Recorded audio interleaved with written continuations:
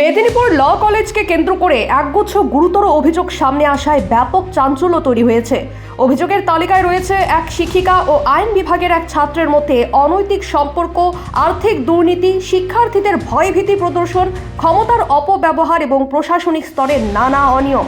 তবে সংশ্লিষ্ট মহল থেকে স্পষ্ট জানানো হয়েছে, এই সমস্ত অভিযোগের সত্যতা এখনও কোনো আদালত বা সরকারি তদন্তে চূড়ান্তভাবে প্রমাণিত হয়নি। তাই তদন্ত শেষ হওয়ার আগে কাউকে দোষী সাব্যস্ত করা অনুচিত। শিক্ষা প্রতিষ্ঠানের মর্যাদা, স্বচ্ছতা ও নিরাপদ পরিবেশ বজায় রাখতে একটি নিরপেক্ষ ও দ্রুত তদন্তের দাবি জানিয়েছেন ছাত্রছাত্রী, অভিভাবক ও সাধারণ মানুষ। তাদের মতে, ঘটনার পূর্ণাঙ্গ ও স্বচ্ছ তদন্ত হওয়া প্রয়োজন। দোষী প্রমাণিত হলে আইন অনুযায়ী কঠোর ব্যবস্থা নিতে হবে।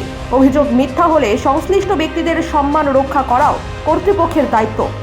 একটি শিক্ষা প্রতিষ্ঠানের বিশ্বাসযোগ্যতা ধরে রাখতে প্রশাসন দ্রুত ও জবাবদিহিমূলক পদক্ষেপ নেবে বলেই আশা করছে ওয়াকিবহাল মহল।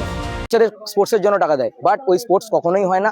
ওই স্পোর্টসের টাকা কলেজ অ্যাডমিনিস্ট্রেশন খেয়ে ওই টাকা প্রতি সপ্তাহে ওদের ফিস্ট হয়, আর ওই ফিস্টে কলেজ অ্যাডমিনিস্ট্রেশন ওখানে আমার টোটালে 200 মার্কসের থেকে 6 মার্কস কম ছিল।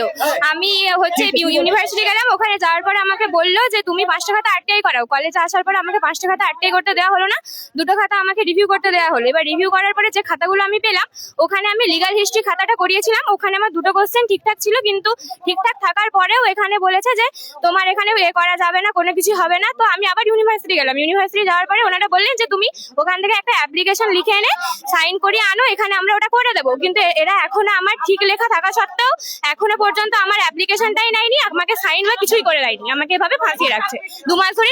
এদের দাবিগুলো আমরা শুক্রবার দিন জানতে পেরেছি। আমাদের স্যার অসুস্থতা থাকার কারণে আমরা এই ব্যাপারটা নিয়ে কোনো আলোচনা করতে পারিনি এখনো। স্যার আজকে ফিরবেন, আমরা ওদের কাছ থেকে আগামী শুক্রবার অর্থাৎ 1 সপ্তাহ টাইম চেয়ে নিয়েছি। ওরা তাতে রাজি হয়েছে, ওদের কিছু দাবি দেওয়া আছে, আজকে ওটা লিখিত অবস্থায় দেবে।